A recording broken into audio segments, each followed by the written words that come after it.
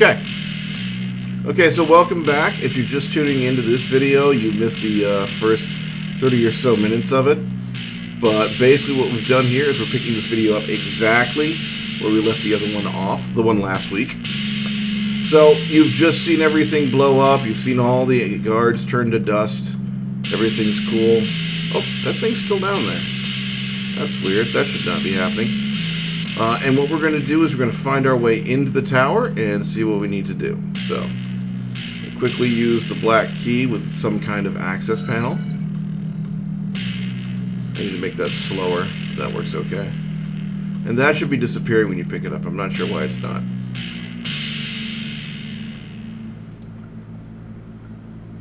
Now, just in case you didn't watch the first video, I want to say that this is not the final version of the soundtrack.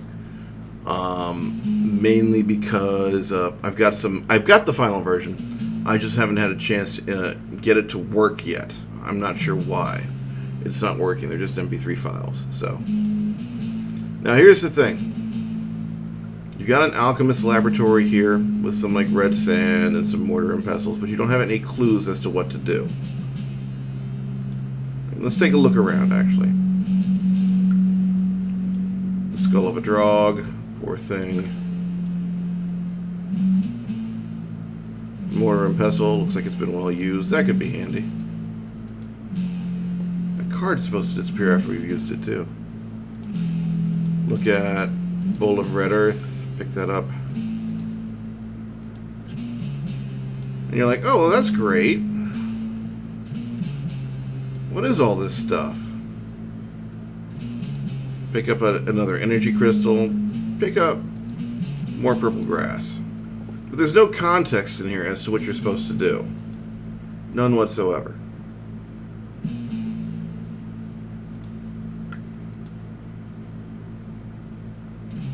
And then we go over and we explore this side.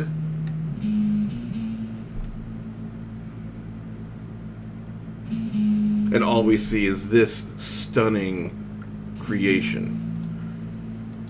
Resembles a telescope, but I don't see an eyepiece. The crystalline is pointing at the star. Look at the starry void.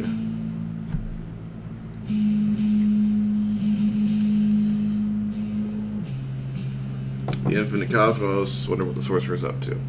Basically, the idea here is that at this point, if you haven't gotten a certain item, you're not quite sure what you're supposed to do. And this is the point where you have to start looking around for clues.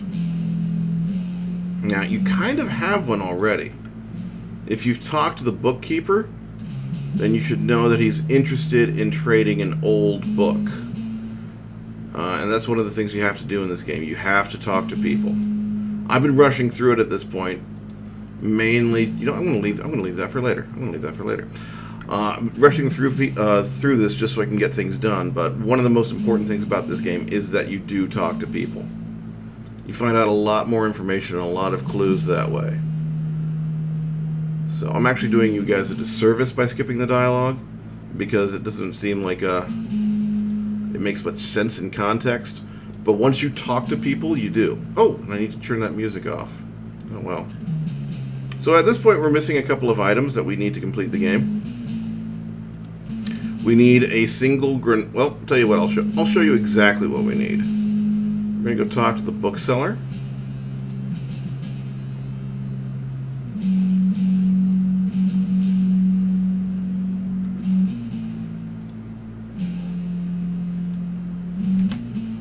Again, that's the third track. It's not completely done.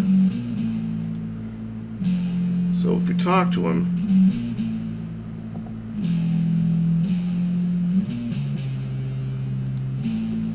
This is a fine shop you've got here. I'd love to hear your story. Do you have any books about the sorcerer? And that's an important thing, because if you actually talk to him at this point, he's like, oh, I do. I've got a rare volume. One penned by a former apprentice of his. What it's about is just some technical notes on a project they were working on. That sounds useful. Are you selling it? Too valuable to sell. I would only part with it for something in trade. Something that revealed where he got his power from, even if it's just the slightest clue. So no more questions. And you actually do have an item like that. The tattered journal that you got for the miner shack. Go back and take a look at it in a previous video to see what it says. So if I give it to him,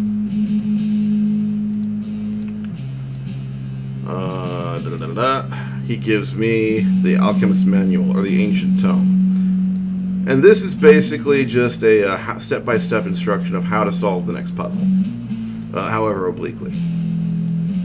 It's not exactly the best kind of puzzle, but I wanted people to look around and get a little stymied and then come back and explore. Maybe that's bad game design, but I'm exploring this as I go. So the creation process. The creation process is extremely complicated. First, purify red earth, which we've got by starlight. The light of a yellow star is best, where we know where we can do that. Grind red earth in a mortar and add the juice of 1 granap. Once the two are mixed, add in purple grass. The grass must come second. Place the mixture in the calcinator. Follow with pure alchemical spirits. And once done, the calcinator will shut off, and then you may retrieve the mega stone at this time. And all of this is for a teleporter. Because apparently somebody created a teleporter inside of the Wizard's Tower. And to function and to access to get to the final room, you need to get that teleporter to turn on. But we don't have everything we need still. We still have one item we must collect. And that's the one item I completely forgot to do. So we have to go all the way back to the merchant.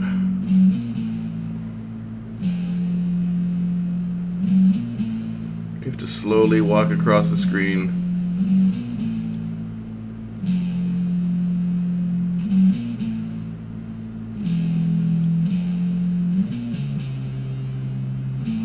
Slowly go past the security guard.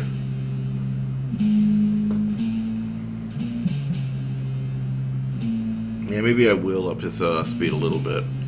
I just don't want the monk rushing across the screen, that's all.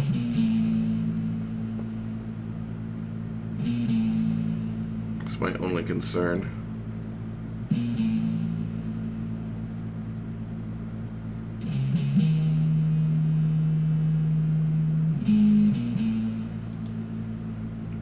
So now we go north. Alright. Now basically what we're doing here is we're just going to be giving the flawless jewel that we got in the northern ruin to the merchant, which we should have done a while ago anyways. That's why he sent the bodyguard in there in the first place. So it makes sense that maybe you want to give him some treasure. Well, maybe not, but still. It's obvious he wants it. And we've seen this before, so now we've got 100 gold coins, or 100 ruby coins.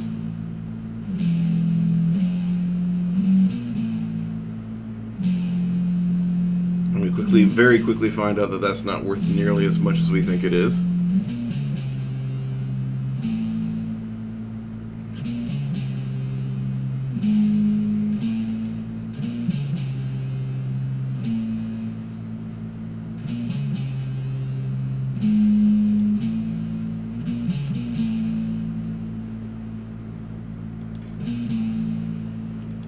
Sorry, it's still a bit early, so I'm not entirely sure I can make sense of all of this right now. Doing a voice cast at 8:47 in the morning, not the smartest thing I've done. Alright, so now we give the gold coins to the robe figure. In fact, if we talk to her first, what are you selling? Produce, they don't look that fresh. It's not very reassuring. 100 ruby, isn't that hideously expensive? Somebody hasn't been paying attention to inflation. And now we have exactly 100 ruby coins. So we're going to give those to her. Bit of a tightwad. For that we can give you 1 granap. 1 piece of fruit for 100 coins made of gemstone. Inflation's hit everyone hard. I make that joke a couple of times. Alright, so now I've got a granap. So that's good. That's the only thing I was missing in that puzzle.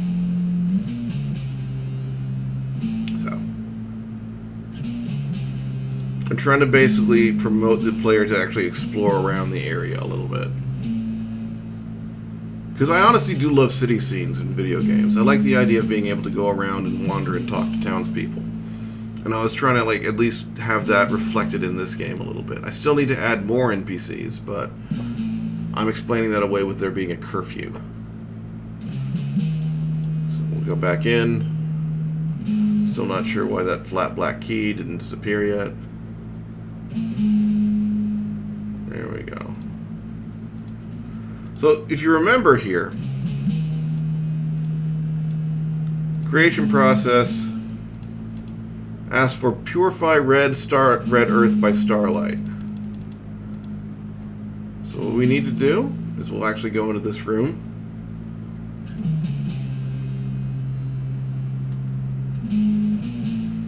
And this is actually what we use to purify it. It's a bit of an oblique little puzzle. This is something somebody's supposed to figure out on their own. So we open that up. Little specks of red dust inside of it. We're going to use the red dust inside of there. Close the container. There's a button here. And then we'll just push the button. Not my best puzzle, but we'll go with it. I need to make that last a little bit longer. So then we open it up.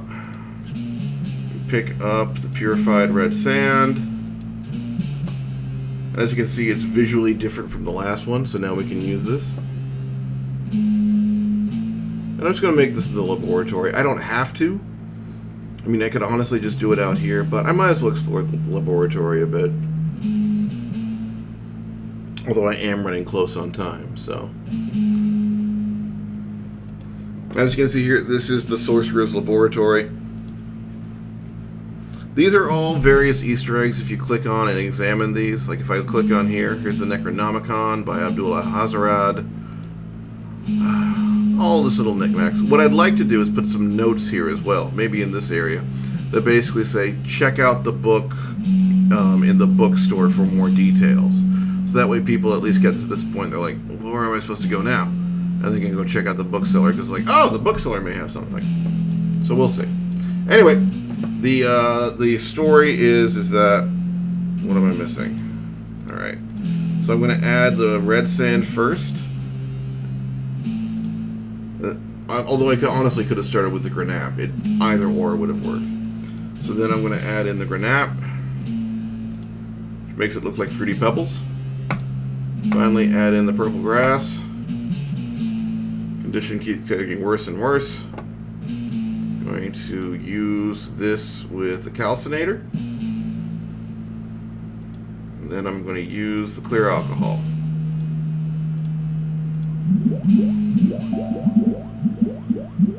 And there we go. We got the Magistone, or the Megastone, however you pronounce it. There we go.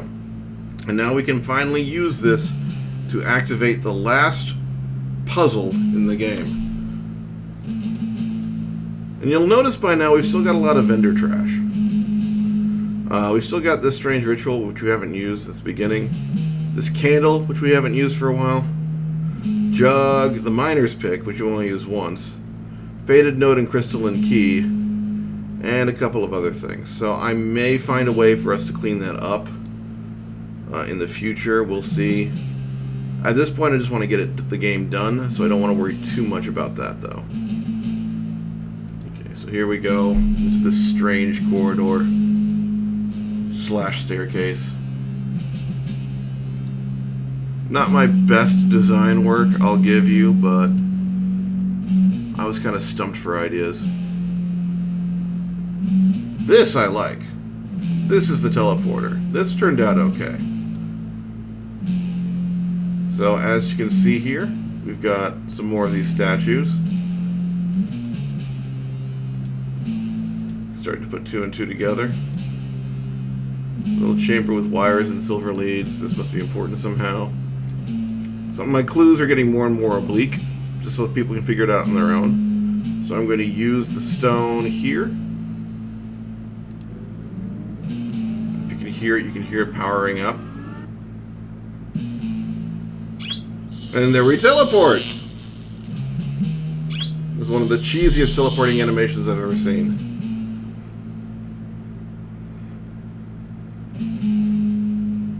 And there you are. You are in the end game. And more importantly, you are past the point of no return.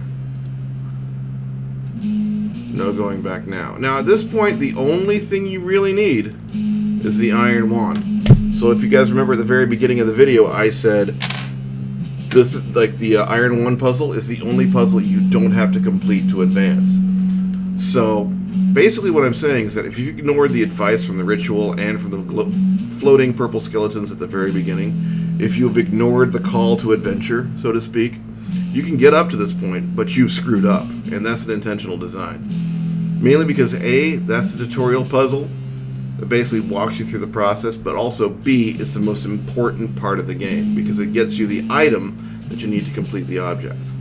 Now, unfortunately, I'm not finished. This is literally the last room I've got here. There are going to be 2 other rooms, the throne room to the sorcerer, and then the room that contains the moon itself, the top of the tower, that you have to release, and then that leads to the credits. So, this is almost done. Very, very close. I honestly didn't expect to get this far with it, and I'm very pleased with what I've got. So, you're just going to have to bear with me for a little bit longer. By this time next week, the game should be finished, fingers crossed, and hopefully by then I'll be able to show you a finished playthrough. Or at least have it downloadable for you guys as well. So, in any case, thanks for watching, and we'll talk to you soon. You guys have a nice day, and see you on the forums. Bye-bye.